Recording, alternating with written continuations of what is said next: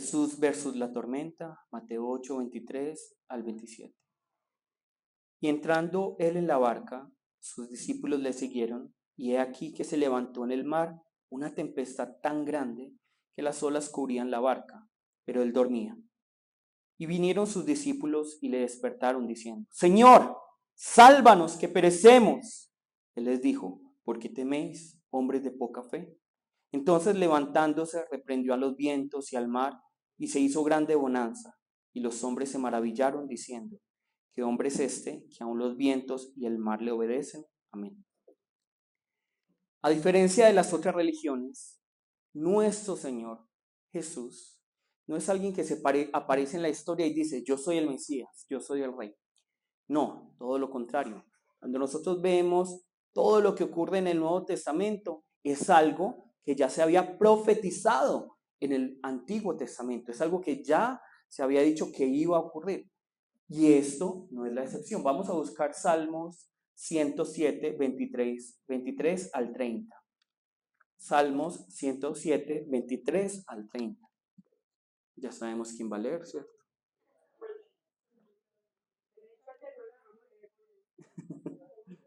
Salmo 107. Es porque le tengo mucho cariño a Rubén y me gusta cómo lee, por eso aquí está leyendo. Salmo 107.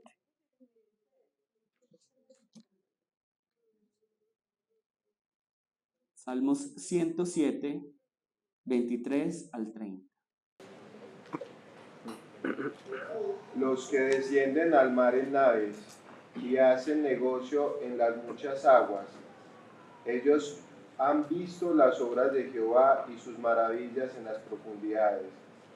Porque habló e hizo levantar un viento tempestuoso que encrespa sus ondas. Suben a los cielos, descienden a los abismos. Sus almas se derriten con el mar. Tiemblan, titubean como ebrios, y toda su ciencia es inútil. 27. Hasta 30. Entonces claman a Jehová en su angustia, y los libra de sus aflicciones. Cambia la tempestad en sosiego, y se apaciguan sus ondas.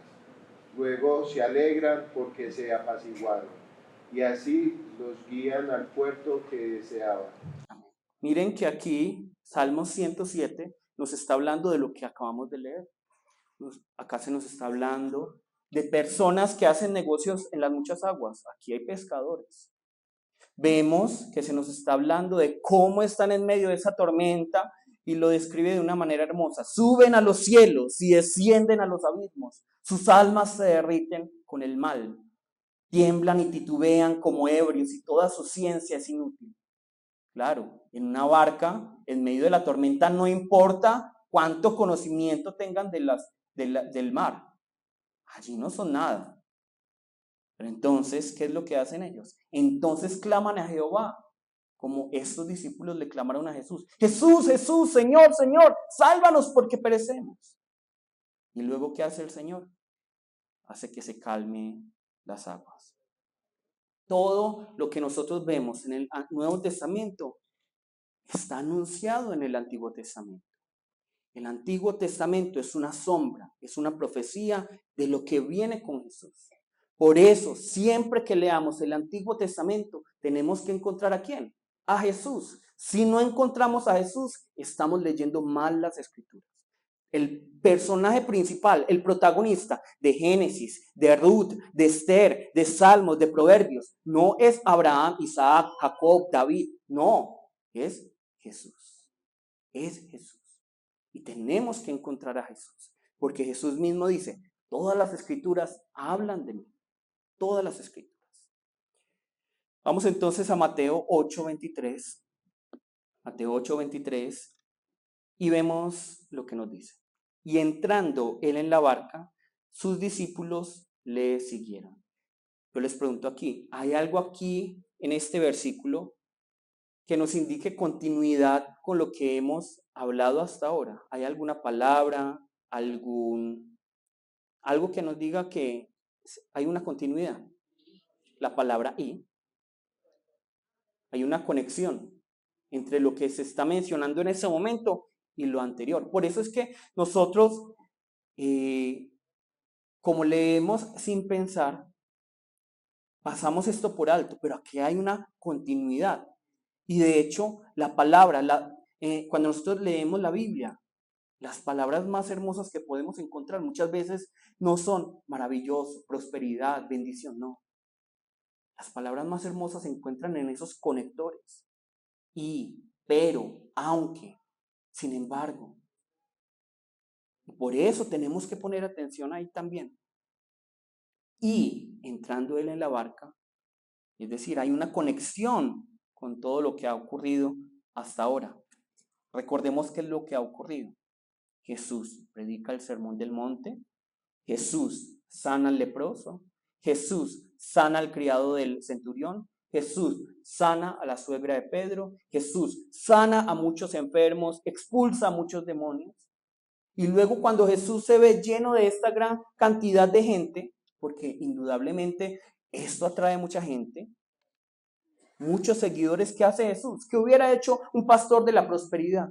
¿Qué hubiéramos hecho nosotros con nuestro ego tan humilde que tenemos? ¿Qué hubiéramos hecho? Nos hubiéramos quedado. ¡Ah! Muchos seguidores, ay, tan bueno. Multitudes. Estamos en la época del like, del Instagram, del Facebook, de todas estas redes sociales. ¿Y qué es lo que quiere la gente? Seguidores. Seguidores. ¿Cómo puedo hacer yo para tener más clientes, más gente que me siga? Por otra parte, ¿qué nos muestra Jesús? Él nos muestra, Jesús no quiere multitudes.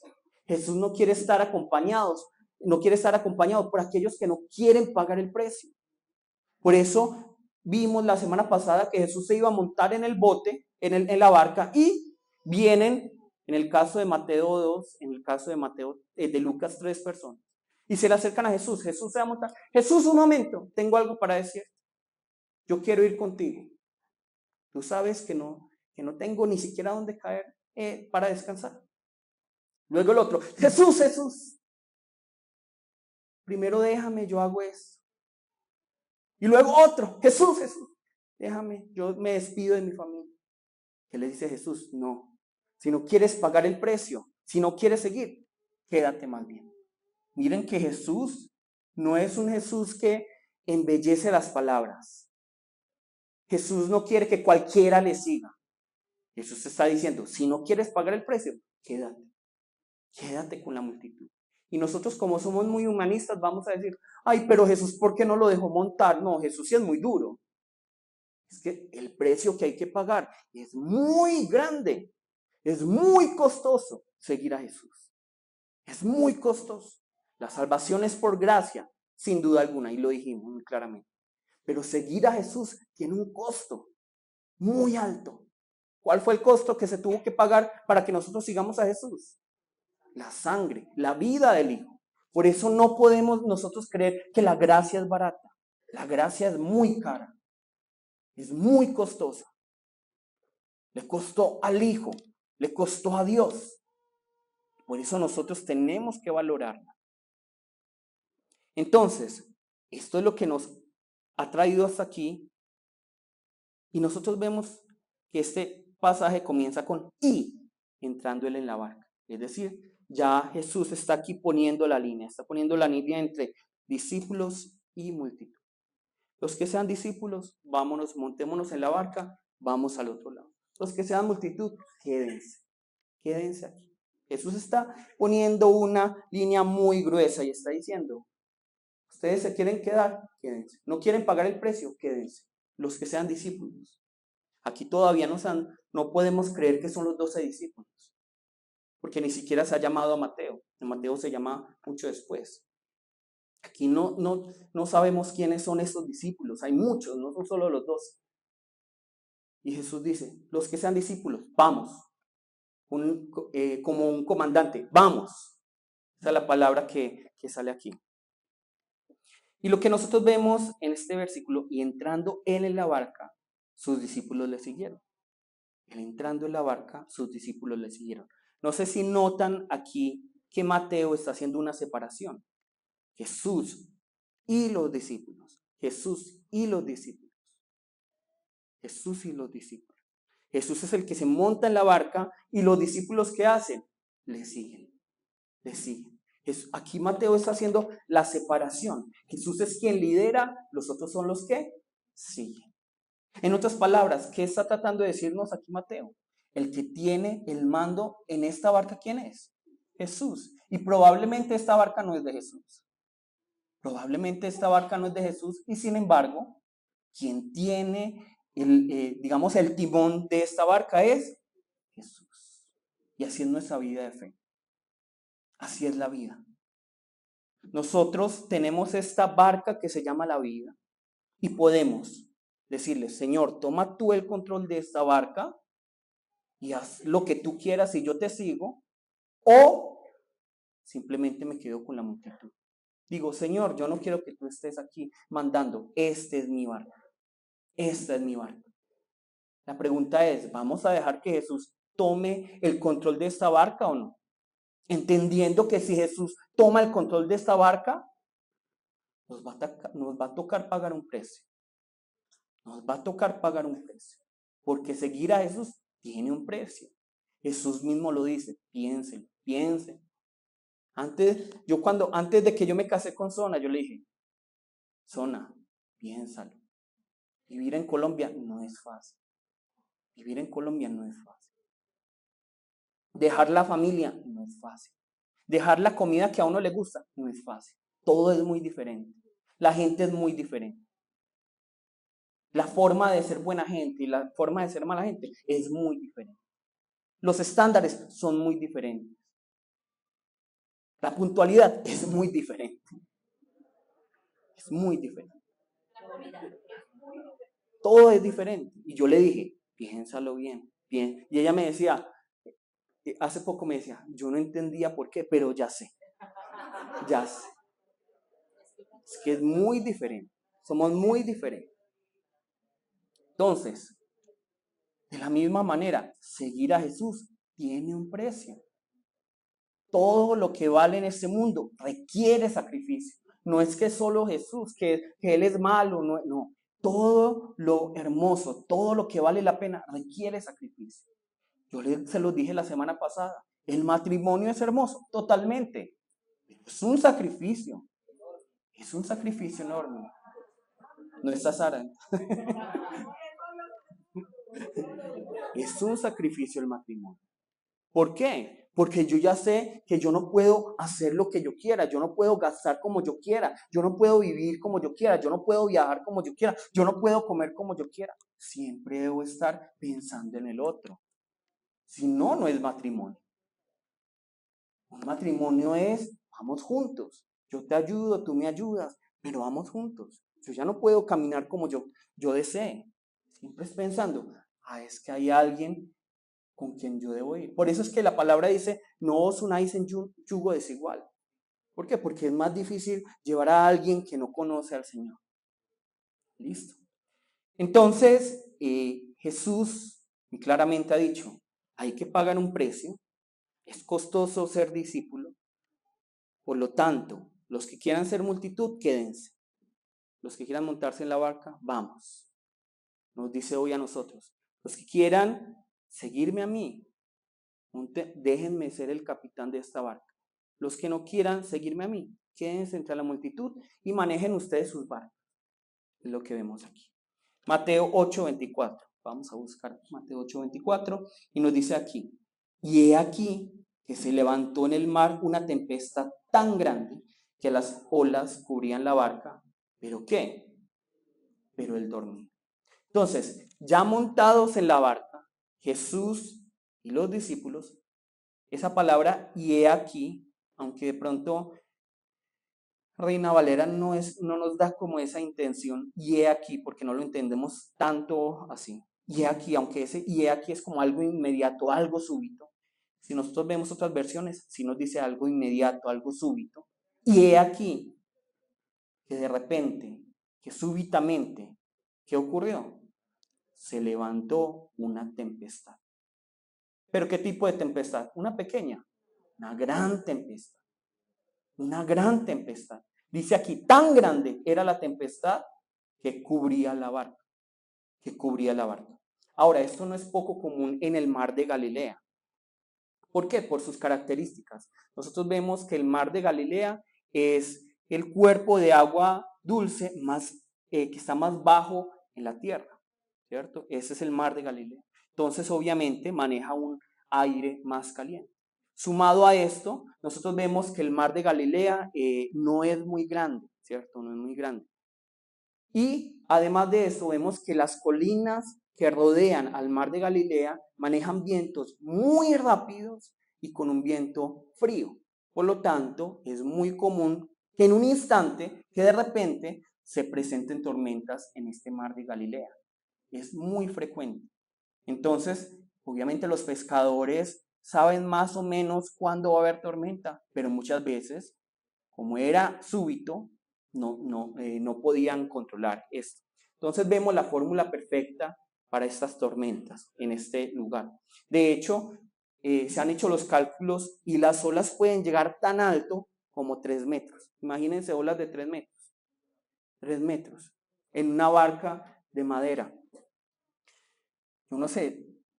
Yo sé que el Instagram y el TikTok y el Facebook nos han quemado la imaginación, pero pongámonos a pensar un poco cuál será, o sea, qué estaban viviendo estos hombres. Esas olas elevándose, esas olas tratando de entrar en la barca y luego de arribar esta barca. Pensemos en la situación. Yo no sé cuántos de ustedes han montado avión y uno con una turbulencia ya dice, me quiero bajar. Y sin embargo, uno dice, bueno, me han dicho que estar en un avión es un poco más seguro que conducir. Ahora imagínense enfrentándose a estas olas, enfrentándose a este mar, la tormenta, todo oscuro. Entonces, ¿no nos parece extraña la respuesta de los discípulos, o sí? Seguramente todos estaríamos así. Vamos a leer versículo 25. Y vinieron sus discípulos y le despertaron diciendo, ¿qué? Señor, sálvanos, que perecemos. Señor, sálvanos, que perecemos. Recordemos que entre los discípulos hay ¿qué? Pescadores. Hay pescadores que conocen seguramente ese mar de pe a pa. Ellos conocen muy bien este mar. Seguramente ya habían experimentado muchas tormentas. Entonces, seguramente, si el escriba del que hablamos la semana pasada tomó la decisión de seguir a Jesús, cuando vio la tormenta, ¿a quién fue el primero que vio? ¿A quién fue el primero que vio? ¿A Pedro? Claro, él todos los días, imagínense, todos los días en una oficina escribiendo, interpretando, cuando Jesús le dice, montémonos a la barca. Luego comienza esta super tormenta. ¿A quién ve uno? Al que supuestamente es profesional, a Pedro, cuando seguramente el escriba ve a Pedro y ve a Pedro también asustado. ¿Se imaginan la angustia de este hombre? Imagínense ustedes estar en un avión y una turbulencia y el capitán por los altavoces dice, tengo miedo, tengo susto. ¿Cómo se sentirían ustedes? Obviamente ninguno se sentiría bueno y el capitán sabe, todo está bien. No, hay angustia por parte de todos. Si el capitán es el que dice, hay angustia, él supuestamente estudió, es profesional en esto, pero si él está angustiado, todos los demás se angustian. Si Pedro, si todos los que eran pescadores estaban angustiados, ciertamente era una gran tormenta. Era una gran tormenta. Y sin embargo, ¿qué es lo que nosotros vemos aquí? ¿Qué está haciendo Jesús? Jesús dormía. Jesús dormía. Nosotros vemos que este dormir se debe a que Jesús está exhausto. Y esto nos demuestra que Jesús vino en carne. Jesús tenía un cuerpo. Y esto es importante porque existen muchas sectas que dicen que Jesús no tenía cuerpo, que Jesús no tenía carne. Entonces es importante que Mateo y que todos los evangelistas digan, Jesús se cansó, Jesús se agotó. Y nosotros vemos, Jesús está aquí agotado. Imagínense, luego de predicar, luego de sanar a toda esta gente. Obviamente todo esto agota y es porque Jesús tiene un cuerpo. Esto es lo primero que nosotros vemos. Sin embargo, lo más importante y que nos quiere decir el texto es que Jesús tiene una confianza, digámoslo así, sobrenatural en el Padre. Y él sabe muy claramente, como lo dice constantemente en Juan, no es mi hora. No es mi hora. Por eso él puede estar dormido en una tormenta. Él puede estar tranquilamente dormido. Y esto lo está mostrando Mateo en contraposición a los discípulos. Los discípulos no tienen paz, no pueden tener paz por las circunstancias, pero Jesús sí. ¿Por qué? Porque los discípulos no tienen todavía su confianza en ¿quién? En el Padre. Pero Jesús sí. Vamos a buscar Salmos 4:8. Salmos 4:8.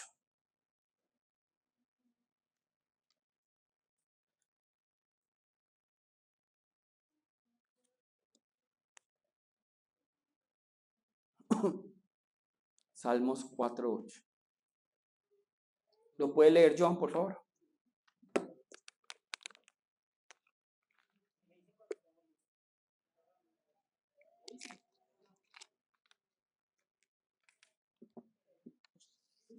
En paz me acostaré y así mismo dormiré, porque solo tú, Jehová, me haces vivir confiado.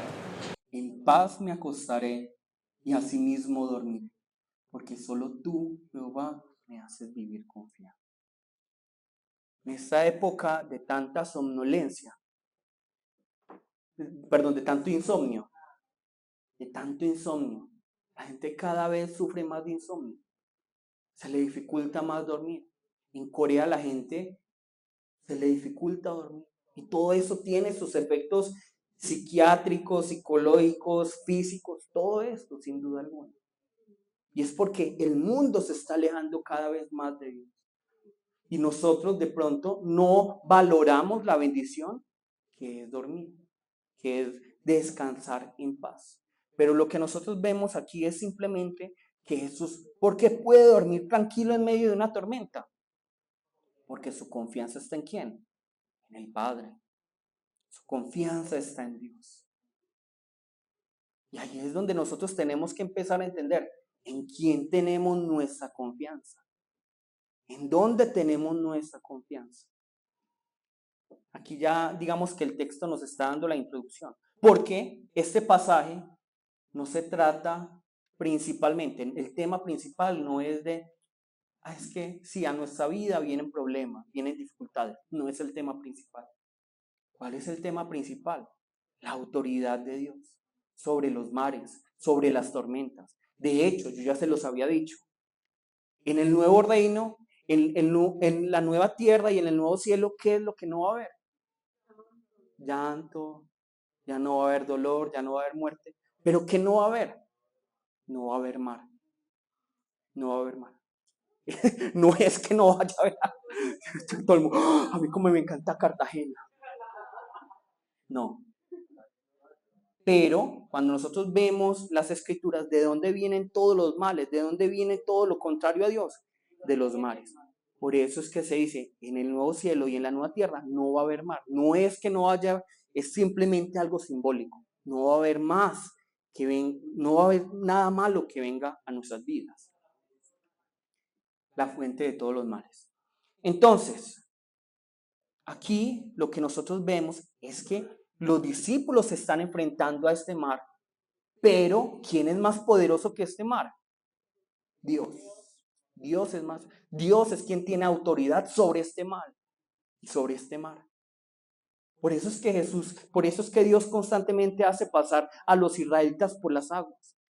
¿Usted tiene miedo de eso? Venga, yo lo hago pasar. Para que se dé cuenta, yo tengo más autoridad que ese miedo que tienes. Yo tengo más autoridad. Mateo 8:26. Los discípulos ven a Jesús dormido y obviamente, ¿qué es lo que están pensando? Tan conchudo. ¿Qué le pasa a este? ¿Cómo es que es capaz de dormir en medio de esta tormenta? Él les dijo, ¿por qué teméis, hombres de poca fe? Entonces levantándose, reprendió a los vientos y al mar y se hizo grande bonanza. Aquí la palabra nos dice que entonces Jesús se levanta y les pregunta ¿qué? ¿Por qué tienen miedo, hombres de poca fe? ¿Qué cara creen ustedes que hicieron Pedro, Juan, Andrés, todos estos? ¡No! ¡No! Mira esta tormenta, Señor. Mira esta tormenta. Mira lo que está pasando. Esta barca ya se va a hundir y tú estás ahí dormido. De hecho, nosotros vemos que los discípulos son tan atrevidos que lo regañan. Nosotros vemos en Lucas, en Marcos también. Jesús, no tienes cuidado que vamos a perecer. No tienes cuidado que es que vamos a morir aquí. Aquí estos hombres no tienen fe. No tienen confianza en quién está al mando de esta barca. Jesús, tú no sabes que vamos a morir. ¿No ves esta tormenta? ¿No ves esta barca? Es lo que le está diciendo estos discípulos a Jesús. Marcos 4:38, se los voy a leer yo. Y él estaba en la popa, durmiendo sobre un cabezal. Y le despertaron y le dijeron, Maestro, ¿no tienes cuidado que perecemos? ¿No tienes cuidado que perecemos? Nosotros vemos aquí que Jesús nunca, nunca, nunca, nunca nos prometió que mientras que estemos en la vida de fe, nunca vamos a padecer dificultades. Antes todo lo contrario, lo que nosotros vemos aquí es que cuando nosotros creemos en Jesús, vienen más dificultades. Si nosotros no decidiéramos seguir a Cristo, no vendrían los insultos, los vituperios, las persecuciones, la muerte, no vendría nada de esto.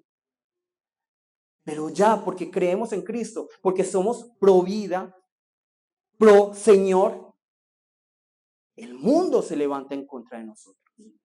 El mundo se levanta en contra de nosotros. Hay leyes en las cuales yo no puedo ni siquiera pararme al lado de un hospital abortista para orar. No puedo. Me meten en la cárcel. También pueden meter en la cárcel solo por eso. Solo por estar orando. Y supuestamente vivimos en una modernidad, en una actualidad donde somos libres para hacer las cosas. No. Libertad de religión. ¿Quién dice? Eso es un engaño.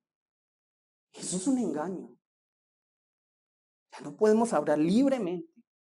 En muchos países ya, incluso en Corea ya se está estudiando una ley donde los pastores ya no pueden decir, esto es pecado, esto está mal. Arrepiéntanse, no puede salir la palabra arrepiéntanse. No. Y supuestamente, es que ellos discriminan, es que ellos son intolerantes, dicen las otras personas. Pero cuando se meten con ellos, sí, a ellos son los intolerantes, ellos sí discriminan. Mi libertad, él no tiene derecho, él no tiene ningún derecho. Es lo que están diciendo esos movimientos. Cada vez estamos más así. Tenemos que tener cuidado. Porque de hecho, esto es tan real, que ¿qué hubiera pasado con los discípulos de Jesús si no se hubieran montado en la barca? ¿Qué hubiera pasado? Nunca hubieran sufrido, nunca hubieran padecido esta tormenta. Nunca, nunca la hubieran padecido. Se hubieran quedado en la playa, sí, vamos a jugar un ratico en la arena, en la playa, y luego nos devolvemos para la casita y ya. Nos devolvemos para la casa. Y las dificultades en nuestra vida, por lo tanto, no importa si somos creyentes o no importa nuestro estatus socioeconómico, no importa si creemos en las leyes de la atracción y el positivismo, que es una farsa. Yo puedo pensar, sí, todo se puede, todo va a estar bien, y aún así se va a morir la gente. Y aún así van a venir las calamidades. Y aún así van a venir las tormentas. Las dificultades no dan aviso. Imagínense que ojalá las dificultades dieran aviso. Sí, mañana vas a pelear con tu familia.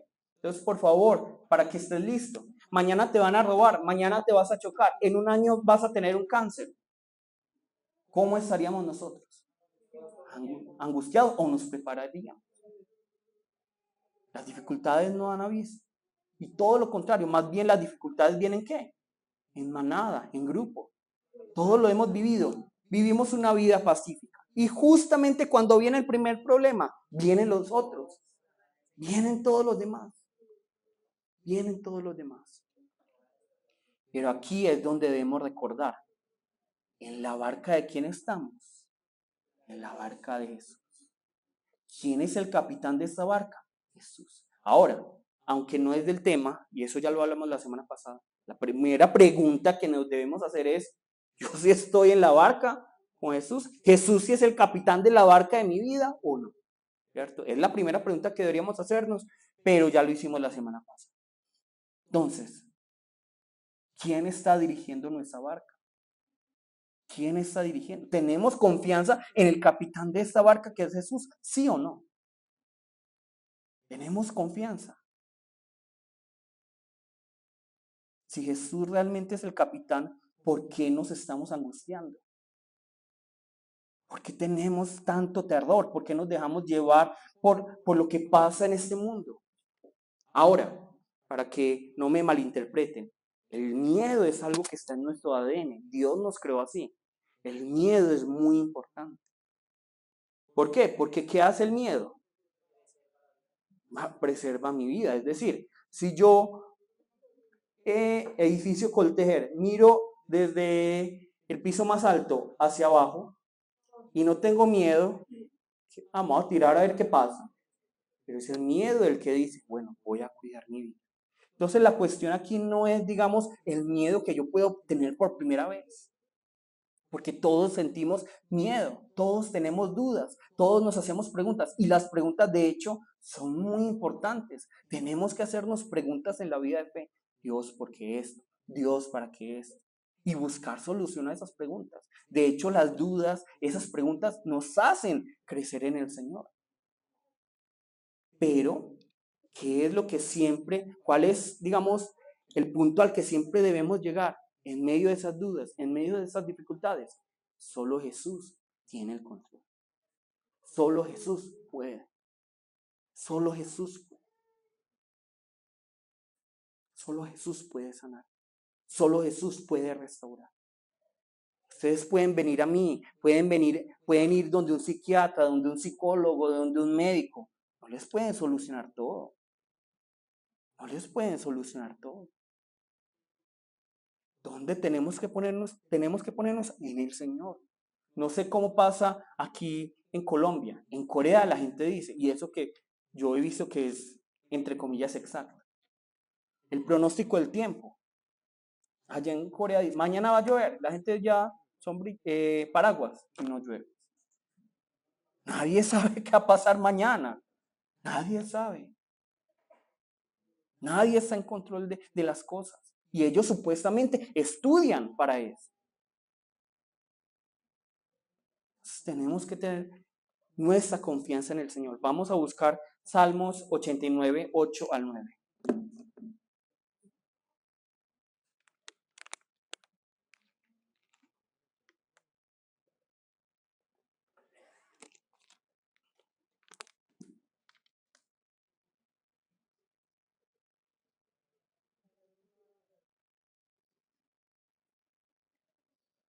Salmos 89, 8 al 9. ¿Quién lo quiere leer? Socorro. Oh Jehová, Dios de los ejércitos, ¿quién como tú? Poderoso eres Jehová, y tu fidelidad te rodea. Tú tienes dominio sobre la braveza del mar, cuando se levantan sus ondas, tú las sosiegas. Amén. Entonces, las dificultades son algo que podemos tener por cierto en nuestras vidas. Y seguramente algunos de ustedes están viviendo dificultades. Dificultades económicas, sociales, familiares. Hay muchas dificultades contra las que nos enfrentamos. Pero ahí es donde siempre tenemos que recordar, ¿quién es el que tiene el timón de esta barca?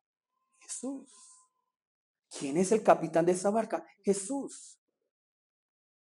Para muchos de nosotros se nos ha vuelto un ídolo el miedo, el temor, la preocupación, la ansiedad. Y eso lo vimos nosotros en el Sermón del Monte. ¿Por qué se preocupan si ustedes no pueden hacer nada para crecer o para tener más tiempo en su vida? Ustedes no pueden hacer nada. ¿Qué podemos solucionar nosotros? Nada. Pero por eso es que tenemos que recordar, ¿dónde está nuestra confianza? ¿Quién es nuestro Señor? Y por eso es que Jesús les dice, hombres de poca fe, ¿por qué no confían en mí? No está diciendo, ¿por qué tuvieron miedo? No tanto es esto, es, ¿por qué no confían? Sí pueden tener miedo, pero pongan sus ojos en mí. Confíen que yo tengo el control de todas las cosas. Y ese es el llamado para nosotros, poner nuestros ojos en Jesús. Cada uno sabe las dificultades que está viviendo, yo no las sé. Emocionales, físicas, sociales, económicas, familiares, lo que sea. Pero ahí es donde tenemos que decir, Señor, quiero poner mi confianza en ti. Es difícil porque esta tormenta yo la veo con mis ojos. A ti parece que no te veo, Señor, pero en ti pongo mi confianza. Porque tú eres el capitán de esta barca. Tú eres el capitán de esta barca. Entendiendo que esas dificultades nos van a hacer crecer cada vez más. Cada vez. Imagínense, ¿qué pasa si yo a un niño lo pongo en una burbuja y no permito que tenga contacto con bacterias, que nunca se raspe, que nunca se lastime? ¿Qué va a pasar cuando yo lo saque de esa burbuja? Se va a morir, se va a lastimar. No, hay que lastimarse, hay que caerse, hay que, digamos, todo esto que nosotros vivimos todos los días y que es tan doloroso, nos permite ¿qué? Crecer. Y es lo que nos dicen las Escrituras. De esta es la manera en la que el Señor derriba los ídolos de nuestro corazón. Derriba esos ídolos. Santiago 1:2, vamos a leer. Santiago 1:2.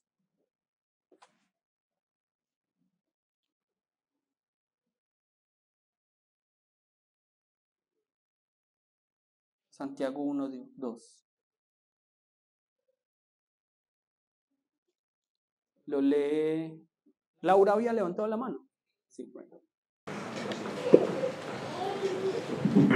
Santiago 1, amados hermanos, cuando tengan que enfrentar problemas, considérenlos como un tiempo para caer.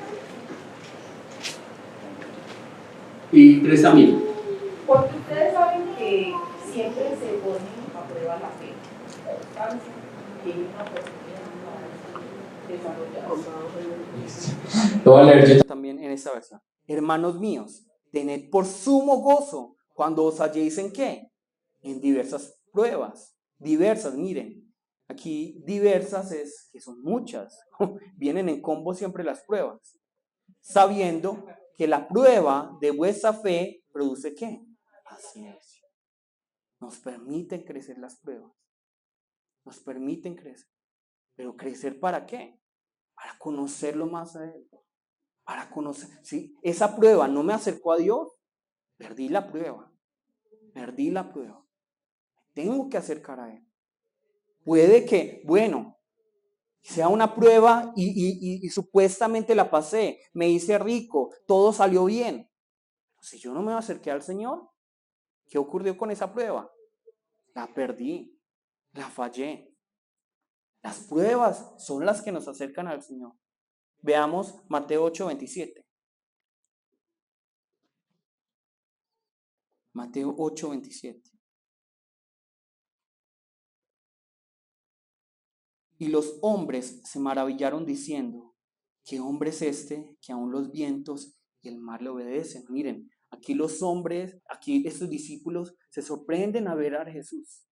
Porque así como hubo una gran tempestad, hubo una gran ¿qué? Bonanza, una gran calma.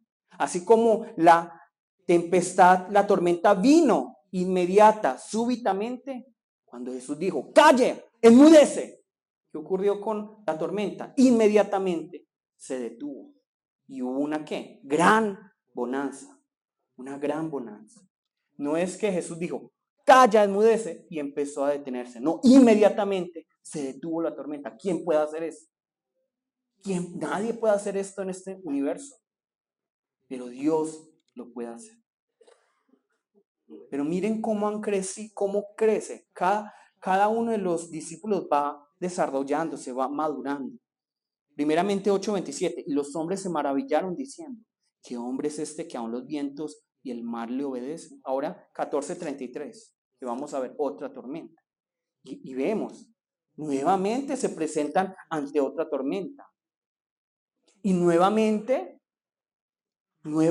Jesús les dice a Pedro, hombre de poca fe. Vemos que la fe, entre comillas, falló cuando debería estar la fe. Pero aquí vemos a un Pedro que ya no se amedrenta por la tormenta, sino que incluso es capaz de decir, Jesús, permíteme caminar sobre las aguas. Y luego, 14, Mateo 14:33.